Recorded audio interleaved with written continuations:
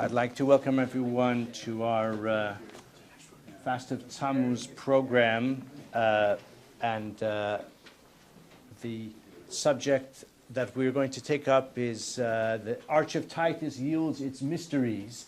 And a couple of people have mentioned to me that the intriguing title has enticed them to come to hear about it. What are these mysteries? And I suppose I've already accomplished my objective in getting you here. Hopefully, you'll feel as if the mysteries have indeed been worthwhile to come to discover. Just to mention as well, of course, the Fast of Tammuz, Shiva Sabet Tammuz, is the prelude to the Churban and to Tisha B'Av, and we have a Tisha B'Av program here planned already here at Kesher, and the details are here on this flyer, which I don't have to hand out, but it should be available for distribution shortly.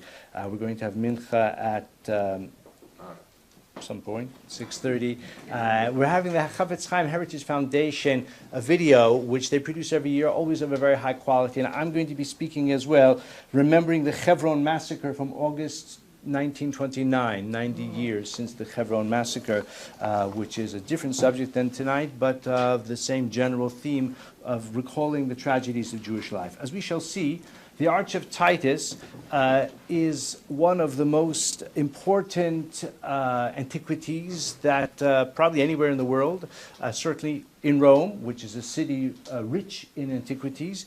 No doubt many people who have been to Rome and have visited the Arch of Titus. Can I just see a show of hands? How many have been to see it? Yeah, a lot of people have been. Yeah, I have been as well. I made a point of going to view that particular ancient relic.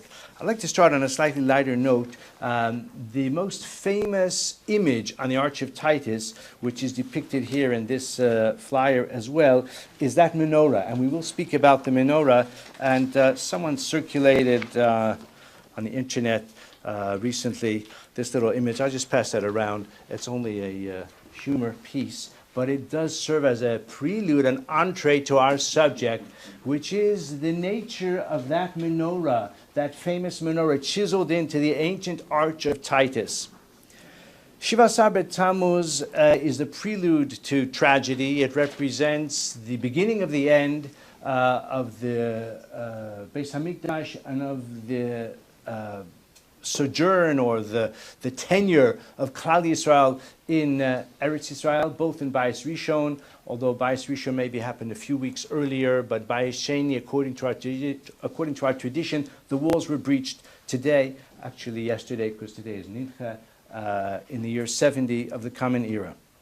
The Gemara says actually that Churban Habayis, Bayis Sheni, Chamir Lan, it weighs more heavily upon us because the events of the Churban Bayis Rishon are shrouded in the mists of history, and ultimately Klal Yisrael returned to the land 70 years later. But we are still suffering the effects of Churban Bayis Sheni. We're still in Golus Romi even to this day. And for that reason, I think it's worthwhile to look closely at some of the events and maybe the legacy of that event from 70 CE, so many years ago.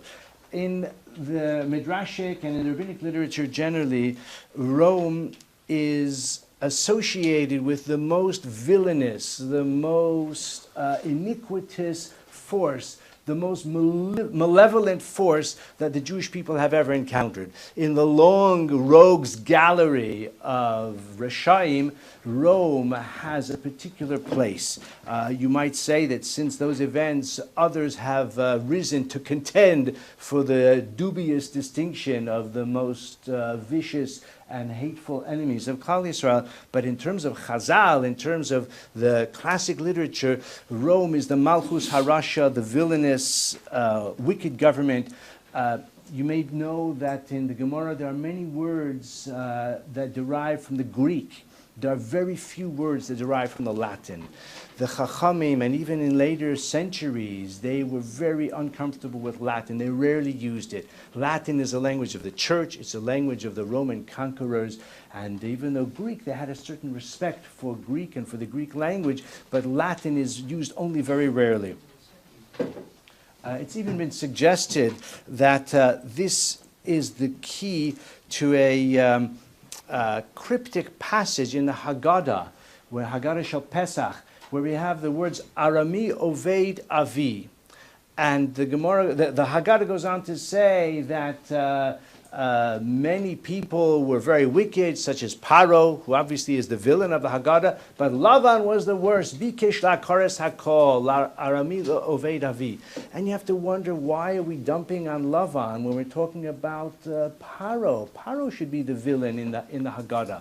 I mean, Lavan, okay, he wasn't very good. He was Yaakov's creepy uncle, and he deceived him and all of that. But to say he was Bikesh la'kares hakol, much ink has been spilled on this, and no doubt one can learn many different interpretations. I saw recently, though, a suggestion which I think may have some merit, and that is that it is actually a code, Arami, even though it says in the Torah, Arami Oved Avi, but it may be a reference, an anagram for Romi. Arami is an anagram, it means Romi.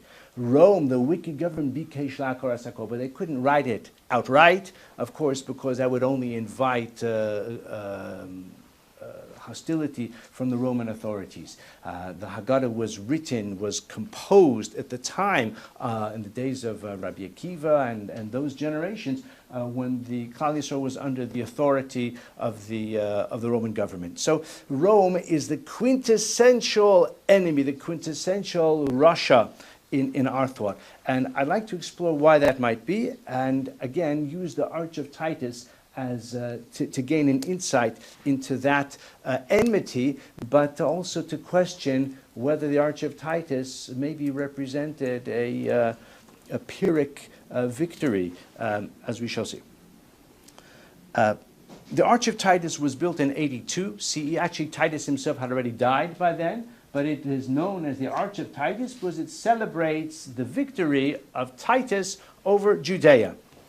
The sack of Jerusalem, which was a victory of the century for Rome. And actually, until I looked into it, I was not aware of the extent to which the Roman conquest of Judea represented the apogee of Roman power up to that time. Certainly for us, it was an enormous event, a tragic event that we still mourn to this day. I didn't realize that, though, from the other side of the coin, so to speak, for the Romans it was a great victory. I might have thought that to triumph over a small number of Jewish rebels in a distant province of the Roman Empire, would not have registered so prominently in Roman thought. But that is not the case. For reasons that we shall see, they considered it to be a great victory, and they looked upon it as a triumph of Jupiter over the God of Israel. Hasmi lazkir, but that's what we're talking about from their point of view. It's noteworthy that other foreign gods were usually incorporated into the Roman pantheon. It was the norm that Roman pagan practice could accommodate lots of gods. They had no limitation of how many gods could be incorporated into their cult. And it was frequently the case that when the Romans would conquer a certain province or a certain city, they would incorporate that foreign god into their practice, the idea being that that deity could be lured to abandon his previous followers in the expectation of a more prominent, more prestigious cult in Rome itself. It was kind of an upgrade. Also, there was a tactical aspect to it as well, that the Romans would say to that city or that city-state, we'll take your god and we'll incorporate him into our sort of collection in Rome, and you take a few Roman gods as well. And that way, we live and let live. Of course, the Jewish people were unwilling to agree to such a bargain, to such an arrangement. And this is part of why the victory over the God of Israel, so to speak, was such a triumph for Rome, because the stakes were much higher with other gods, so they could mix and match. But the God of Israel, they could not. What's also interesting is that there was a Roman concept of pietas. Pietas is a Latin word, and it means, it's the root of the English word piety. That means that gods were to be honored, not humiliated or angered. And again, this is something that was unique vis-a-vis the conquest over Judea. in which, as we shall see, the arch of Titus depicts Titus himself as ascending to the heavens and becoming a god himself, and Jupiter, who is the leading Roman god, Lahavdil, Melech al ha-Elohim, the Jupiter who the Romans regarded as the preeminent god. So Jupiter has sort of, so to speak, triumphed over the God of Israel, and the God of Israel is now a captive and a vassal to Jupiter himself. We'll see more about that shortly.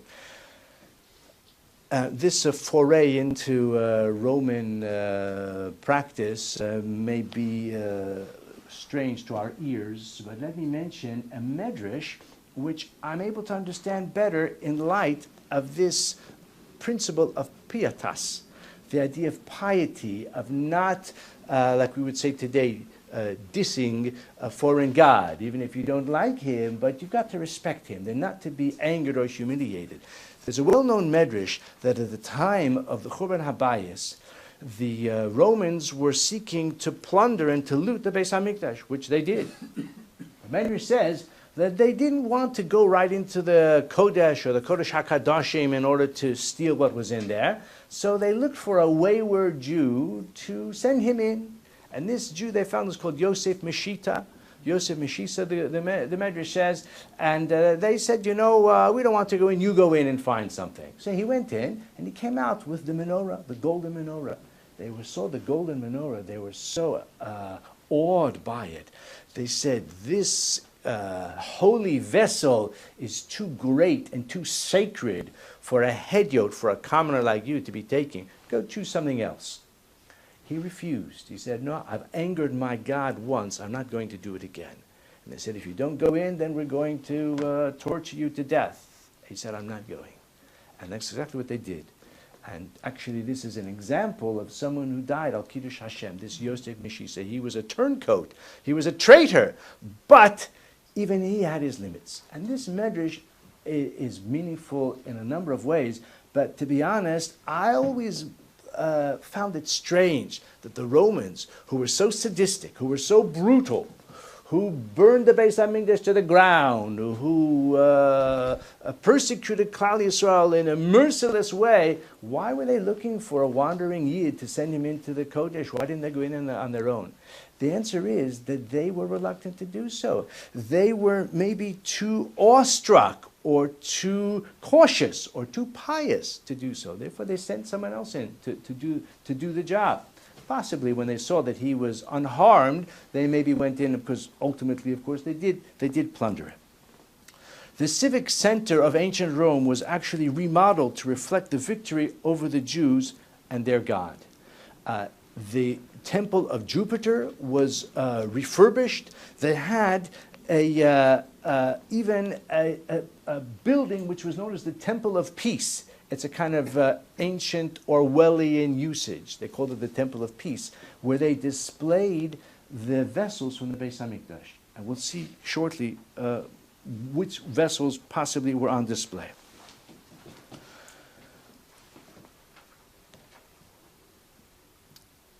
After the Churban, the dues, the tax that was collected and that the Jews normally paid to the Beis HaMikdash, they collected that same tax from us and they used it to refurbish the Temple of Jupiter.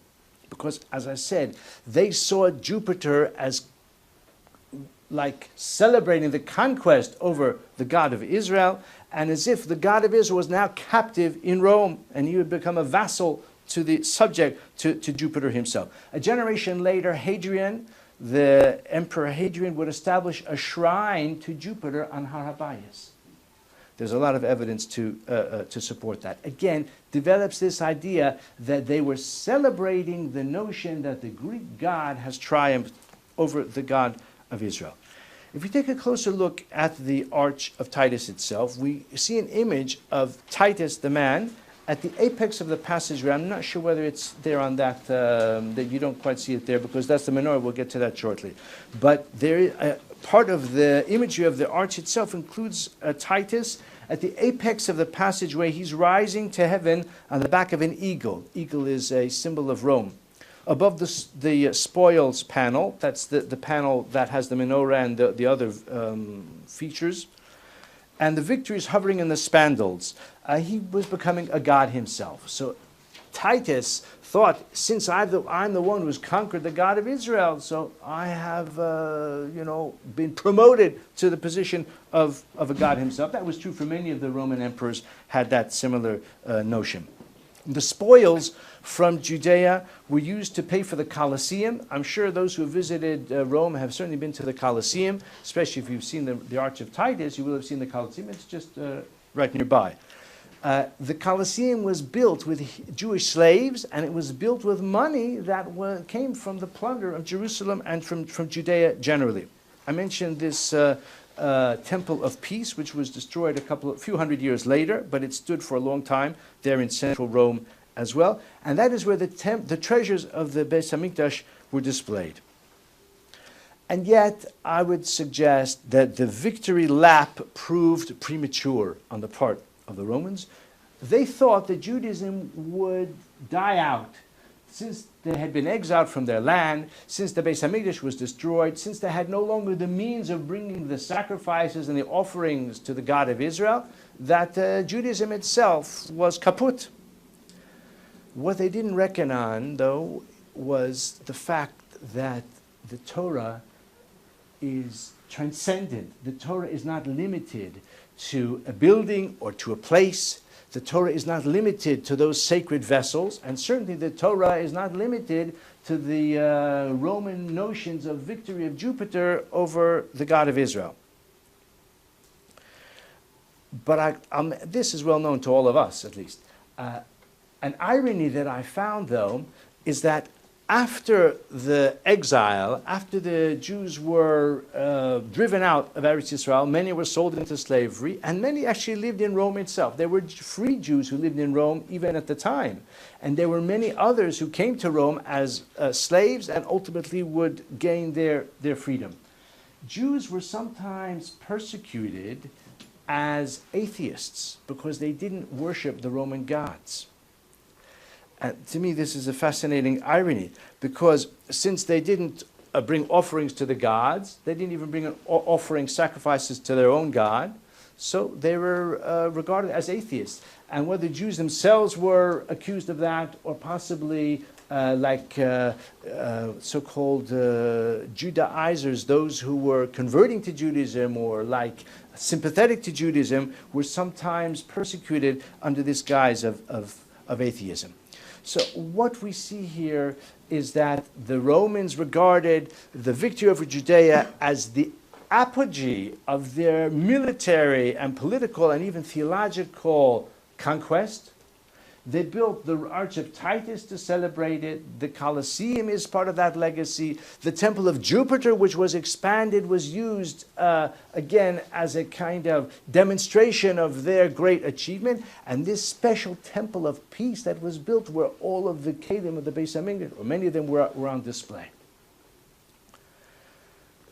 I want to now turn to the menorah, because much has been written about this menorah that you have on the reverse of the handout for those who have it. For those who don't, I'll just hold it up. Thank you. So, thank you. So on the right-hand side, you have the menorah, which is actually the one which is inscribed or chiseled into the Arch of Titus itself. If you look closely at it, though, you'll see that it has some features which have caused many to wonder how authentic it actually is. But before we study it closely, I want to remind you that that menorah, in addition to the fact that we use that menorah, one broadly similar to it, on Hanukkah, and that we read about it in the Parshas Truma every year, and we consider its symbolism, we read about it in Yispa Haloscha, another reference to it, a very important symbol. Actually, just parenthetically, probably it's the most authentic symbol of Judaism itself, is the menorah. From ancient times, even until today, it is used as a symbol of Judaism, that menorah. When I say that menorah, though, I wonder whether we actually want to use this particular menorah that is inscribed or engraved into the Arch of Titus as a Jewish symbol. When they founded the State of Israel in 1948, so of course the so-called Magen David is the symbol of the state, it's on the flag, but they wanted an emblem as well. And they had a number of ideas that were under consideration, and ultimately the menorah is the one that was selected, and it stands outside the Knesset. They've got a large replica of that menorah, and it appears in a lot of government documents. I think it's a symbol of the Prime Minister, and it is the emblem of the State of Israel. Why did they choose this particular menorah? So an Israeli art historian called Alex Mishori has written the following. It was done with deliberate cause. We've discussed for the last 20 minutes or so that the Arch of Titus was the celebration of the victory over Judea. They felt it was a permanent, let's say, conquest in which the Jewish people, Judea as a state and the Jewish people as a nation would soon be consigned to the dustbin of history. The State of Israel wanted to demonstrate that we've come full circle. I'll just read you a short quotation from this Alex Mishor. The menorah is returned from the Arch of Titus, where it symbolizes defeat, humiliation, and disgrace, and is installed in a place of honor on the emblem of the state, establishment of which is testimony to the eternity of the Jewish people. I think that whatever one's attitude is towards the Zionist enterprise, we can have some sympathy for that rich irony there. And yet, Rabbi Yitzchak Isaac Halevi Herzog, the first chief rabbi of the State of Israel, was very unhappy with it. He was very upset, and I'll read you what he wrote at the time. It is not good what our government does today. Just when we have merited once again the light of Zion that is symbolized by the menorah, the state shows specifically the image of the menorah that is on the Arch of Titus, which it appears was altered by foreigners. So what's the objection to it? So if you take a look at your outline, for those who have it, so we're up to item number 15. There is a problem here, two problems. The pedestal on which the menorah stands should be a tripod. If you look at the smaller images on the your outline, on the reverse, so those are two contemporaneous images from around the Middle East, which clearly indicate, even though they're stylized, but they indicate that the menorah stood on a tripod. Now, the Gemara doesn't say explicitly how it stood. Even though the Torah describes the menorah in a lot of detail, it doesn't describe every element of it. And just parenthetically, the other question is whether the arms are hemispherical, as in the famous image that we're considering now, or whether they were angular. And you can see there are those who prefer the angular approach. The Rambam seems to feel that that was more accurate, and there are those who advocate very vigorously for that image, for that part of it. But okay, Yitzchak Isaac Halevi Herzog was not worried so much about that, but he was very troubled by that pedestal, because if you look closely at the pedestal, it's not so easy to see on that image, because it was worn just over the hundreds of years, the centuries. But there are dragons on that pedestal as well. There are images of dragons on it. It's a bit hard to tell, but if you look closely, you can make it out. And that's exactly what they were. They were dragons.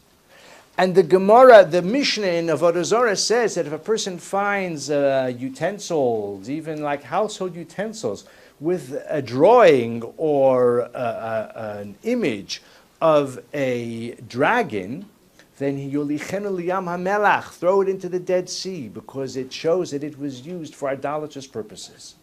A dragon was a common motif, just like, I don't know if one has to say lahavdil in these things, but the Romans, it was a part of their pagan. The Chinese love dragons. The dragons are big important. Okay, I don't want to denigrate it. Maybe I'm sure there's a good reason for it. But dragons for us, this is an image of something which may exist or may not exist, may be mythological. The Mefarshim on the Mishnah talk about what's the symbolism of the dragon. But in any case, it's an idolatrous symbol, and definitely it would be absurd to think that the menorah from the Beis Hamikdash that the Romans plundered would look like that. So he felt that it was absolutely wrong. And the one that the state of Israel has chosen has the dragons on it. That's the point. Which they probably did deliberately because they wanted to say that we are laying to rest the Roman conquest over Judea. That really laying to rest, but we're not necessarily embracing all of the religious aspect of ancient Israel. So Chief Rabbi Herzog was very upset about that. I'll just read a little bit more from when he wrote. Not only this, but an expert in our science of in the science of antiquities has testified to me that the menorahs that are formed on the graves in Jewish catacombs in Rome are all with 3 legs, as are all those formed on the mosaics in the remains of ancient synagogues that are in the land of Israel. So all of the archaeological evidence that we have of an etching of a menorah, an ancient menorah, always shows it on a tripod.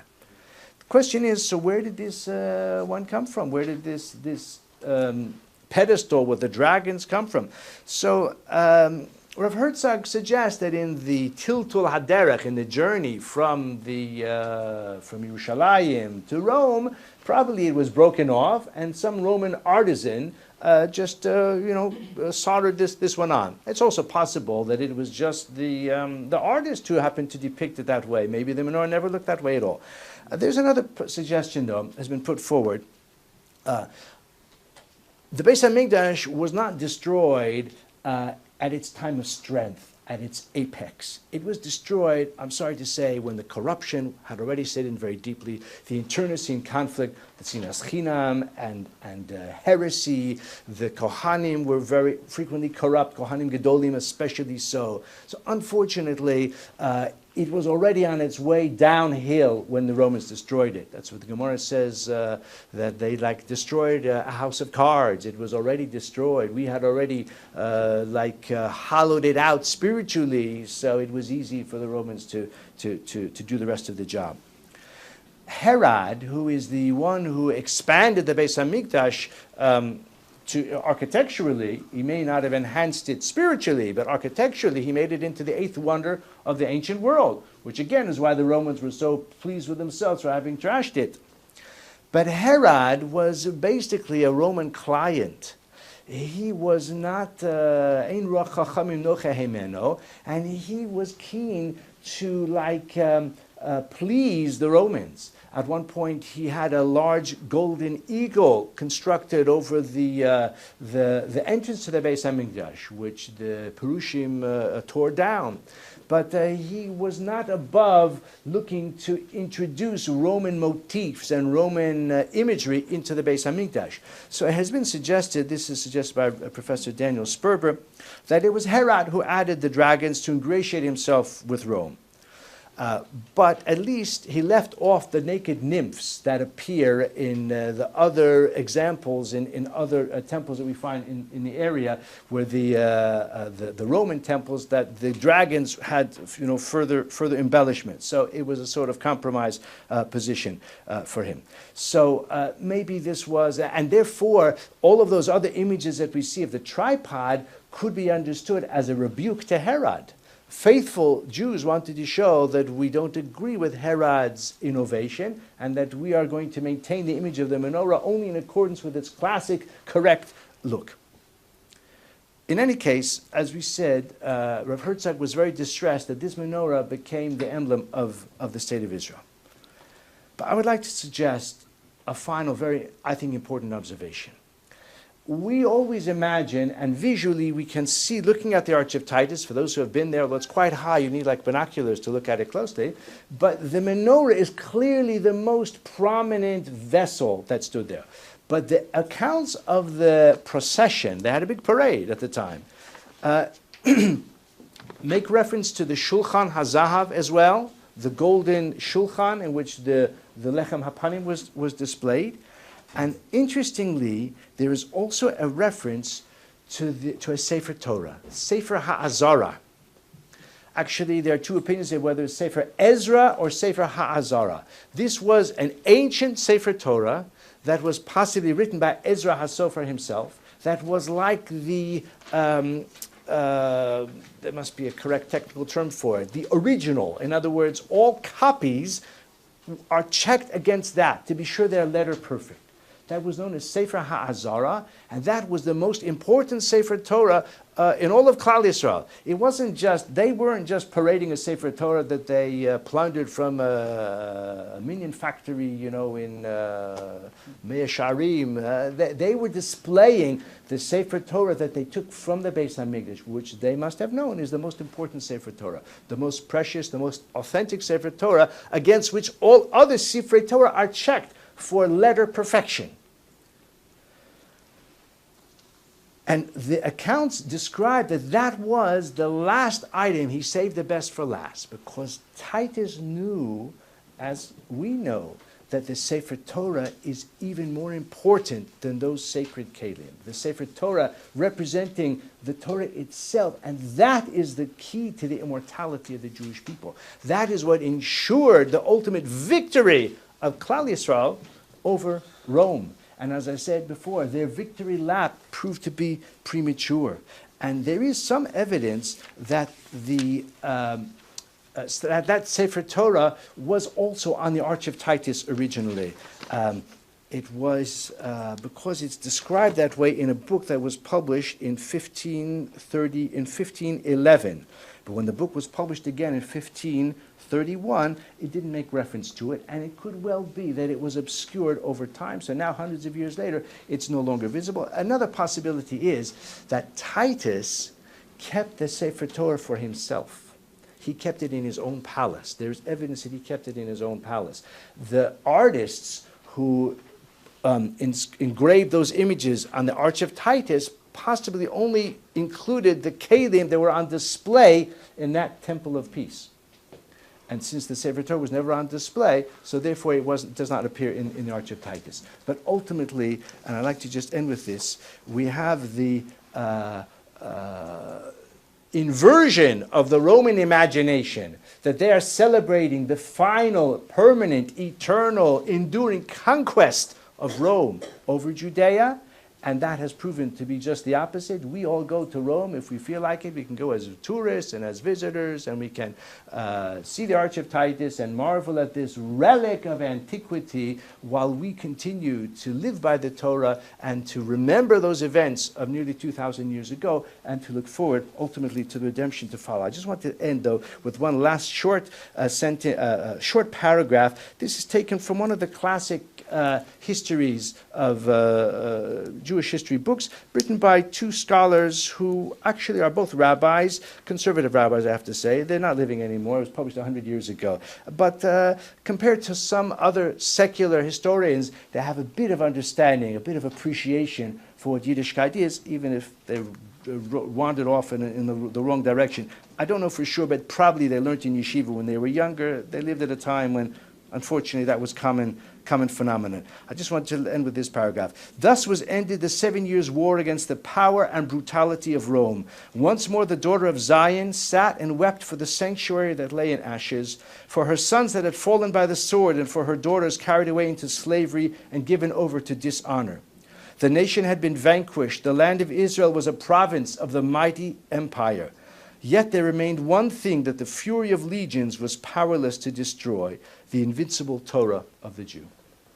And how true that is, and the authors of this book, as I said, was published about 100 years ago.